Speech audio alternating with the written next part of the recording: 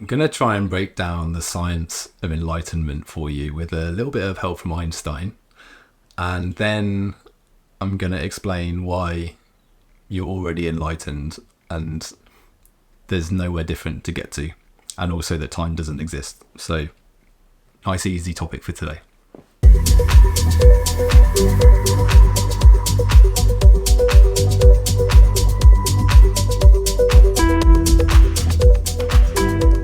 It's universally agreed now, scientists, spiritual teachers, everyone agrees that everything in existence is just energy vibrating at a slower or faster rate, right? And you can think about the scale of that energy, where at the very top you would have energy that is vibrating so quickly that it's as if it can move from one place to another instantaneously. And at the bottom you would have energy that is moving so slowly that it's not even moving, it's imperceptible that it's even moving. So everything exists in the interplay between energy that's moving at this higher or slower rate. And as humans, we're somewhere in the middle. And our average vibration throughout our system can change. And it changes with our emotions, with our thoughts, with whatever is going on in our system at the time. And we're a combination of all sorts of different energies and different frequencies. Now, Einstein, in his theory of special relativity, suggested this thought experiment that involved two twins. And one of those twins remained on Earth, while the other twin flew off into space at the speed of light. And on returning to Earth, the twin that had flown away had aged less than the one that had remained on Earth. Okay. And that's because even though he was traveling at the speed of light, that twin would have experienced the passage of time just as he did in his everyday life here on Earth, right? And so let me put it in an everyday example that might be a bit easier to understand it. Okay. So if you are in love is an emotion with the highest vibration. It's often referred to as the emotion that's closest to enlightenment. If you're in love and you're spending time with your beloved, the passage of time can go like that, and yet hours have passed in that time. And that's because that vibration that's within our system has been raised. And so for us that time seems like that. But for everyone else, time has passed at the normal rate of however many hours. And the reverse is also true. So if you are depressed, minutes when you're depressed can actually feel like hours. And that's because the vibration, the average vibration of the energy that's in your system is moving at a slower rate. Now, fast and slow, again, is a relative term. That's what Einstein's theory of relativity is about, because in whatever state you're in, your relative viewpoint creates what seems fast or what seems slow relative to where you are. And the way that I've looked at that as trying to correct that concept is the way that we refer to frequency in physics is in hertz, which is the number of cycles, the number of full revolutions a signal goes through in a second. So what came to me last year is that if you, instead of counting the number of cycles per second, because the second is only relative to our viewpoint as we are right now, it doesn't take into account the relative viewpoint if you are at those different vibrations. So what I did instead is I made the wavelength consistent, and what you'll see is in the same, what from our relative viewpoint is 1 second, a higher frequency will complete more cycles in the same amount of time. So what's actually happening, rather than it actually being faster, is it's the same piece of energy that has transmitted information further in that same unit that we have defined as a second. So this is so big, but it makes sense. I'm hoping that you can stick with me. So when your vibration is higher, the same information, the same energy is all around us all the time. But when we are in a higher vibration, we can access the information from that energy faster from our relative viewpoint. So when you do anything that raises your vibration, that's why anything that is putting you in a state of love or happiness or excitement, from as simple as spending time with your loved ones and laughing and, gratitude, all of these things, what you're doing is you're opening yourself up to being able to access the information that is all around you at a quicker rate. Whereas anything that we do that contracts, that holds that energy, is simply slowing down the rate that we can access the same information. The information is getting passed around all the time already, but our vibration means that we can access that information quicker or slower, right? So anything you do, any beliefs that you have, any way that you withhold, where you don't speak the truth, where you don't share openly, where you hold negative judgment to anyone, all of these things, you're contracting and slowing down the flow of that energy. This is Buddha's teaching around not holding on to attachments and not resisting anything that's happening in your life, right? The energy is flowing anyway, but the more that we attach, the more that we hold on, we're literally just slowing down the speed at which that energy, that information can get to us. So if you look at it like that, there's this field of energy that's flowing all the time. And the peaks and troughs of the world that you see around you are the interplay between the speed at which that energy is moving. So the physical world is energy that is slowed so much down that from our relative viewpoint, where we find ourselves right now, it is moving so slowly that we can't perceive a change. Now, all material matter eventually will start to degrade, it will start to break down, it will start to break up.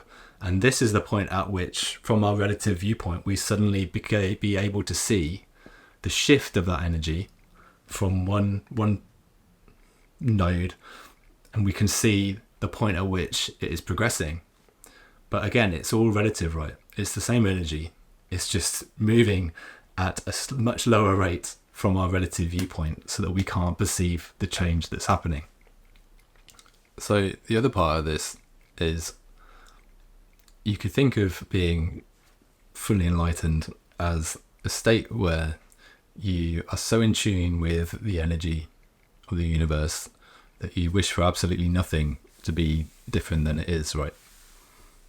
I think that's quite a succinct explanation of an enlightened state.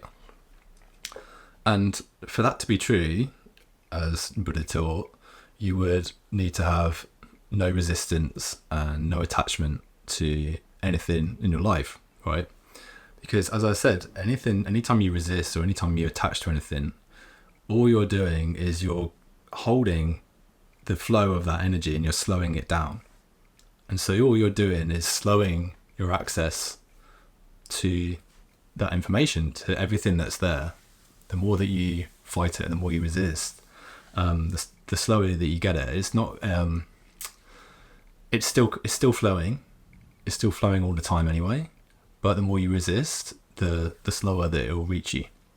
I did another video earlier this week where I was talking about beliefs and the fact that none of your beliefs are reality. Again, this is a big concept, but I think we can unpick it in a helpful way. So reality itself has no right or wrong. Nature doesn't have morals. A shark does what a shark does. It's humans that put a framework on top of reality to create meaning. And I'm not against that. It's necessary in order for us to create anything meaningful in the world. Language is one of the first frameworks that humans put on top of reality, because we needed to be able to communicate so that we could eventually build societies and community and share resources and help each other to hunt and to build and all these things. We had to create a way of sharing information. But if I tell you what a bird looks like, if I describe the feathers and the shape of it, it's not the reality. It's a concept that's been laid on top. Yeah. And the same applies for everything in our lives, all of our belief structures. Maths and physics and science are all frameworks that we've created and laid on top of reality, and they're necessary. But what you could say is that it is as yet the most functional way of us interpreting the phenomena that we come into contact with in a way that we are able to use that shows up consistently, right?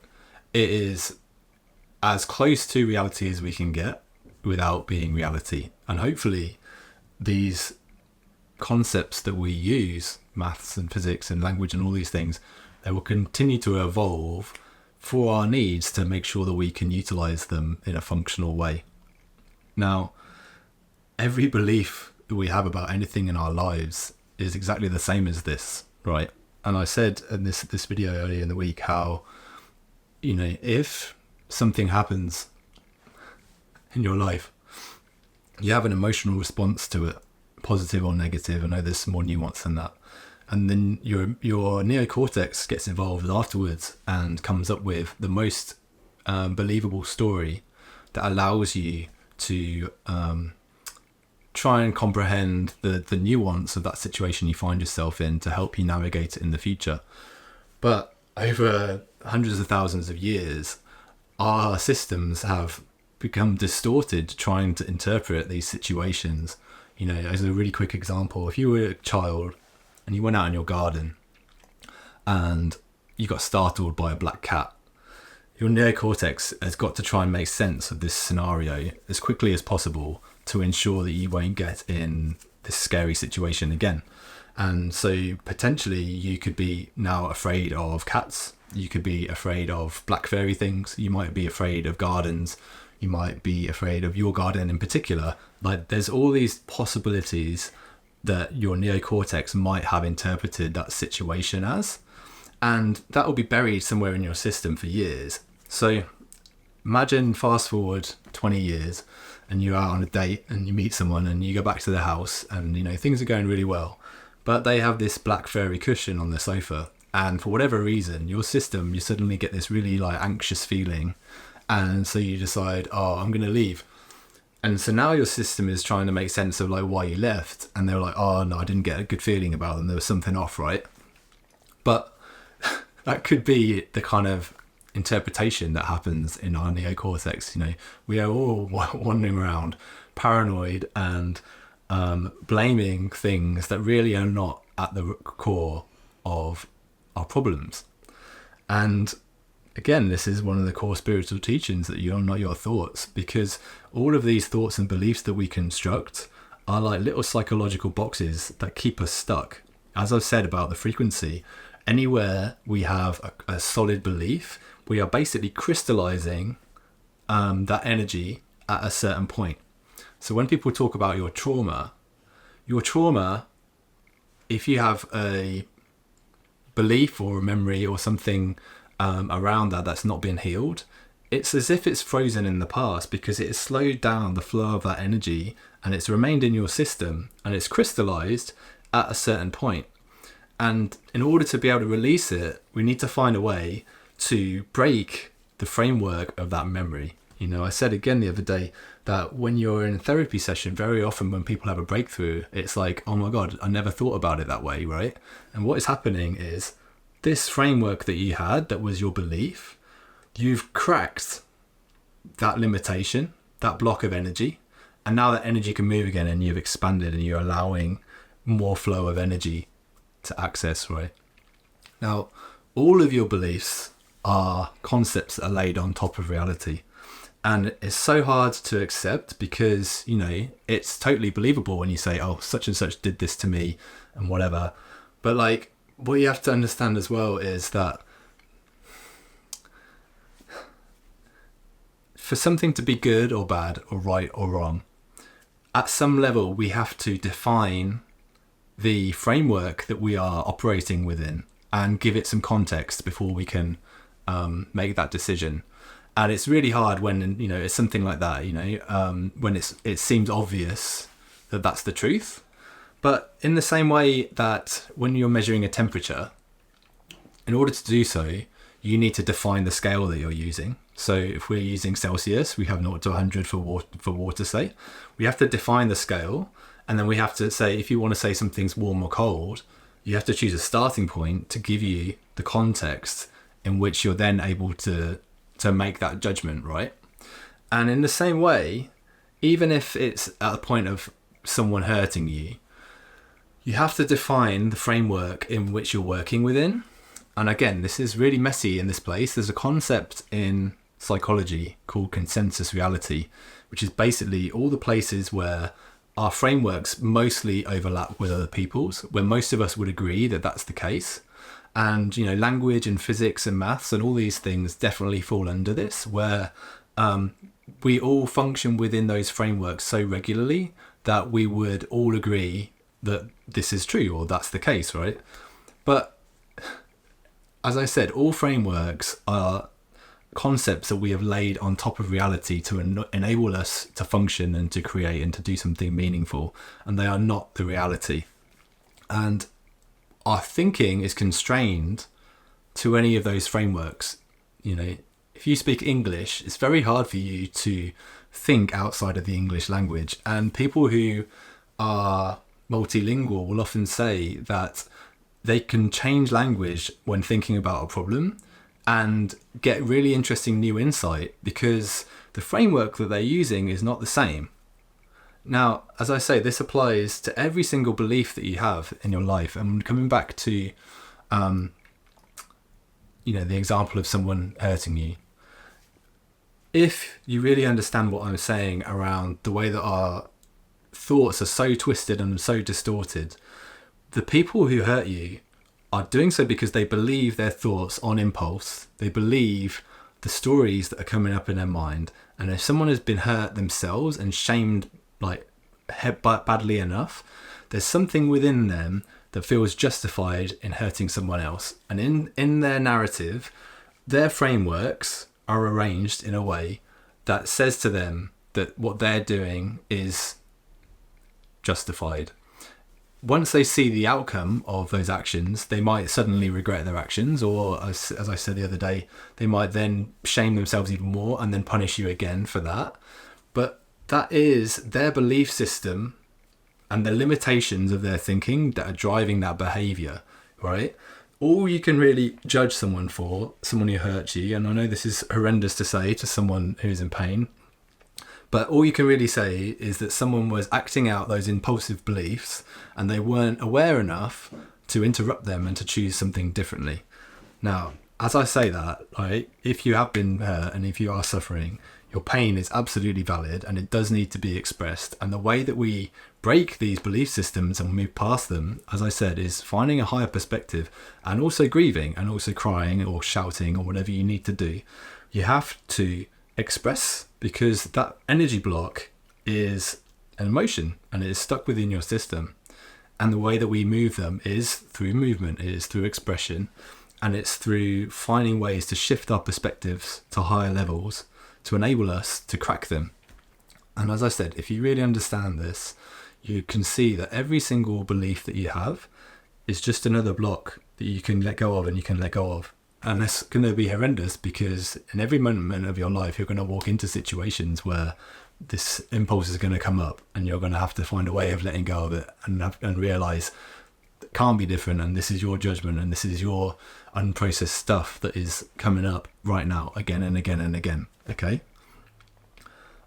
I don't know how well I explained that today.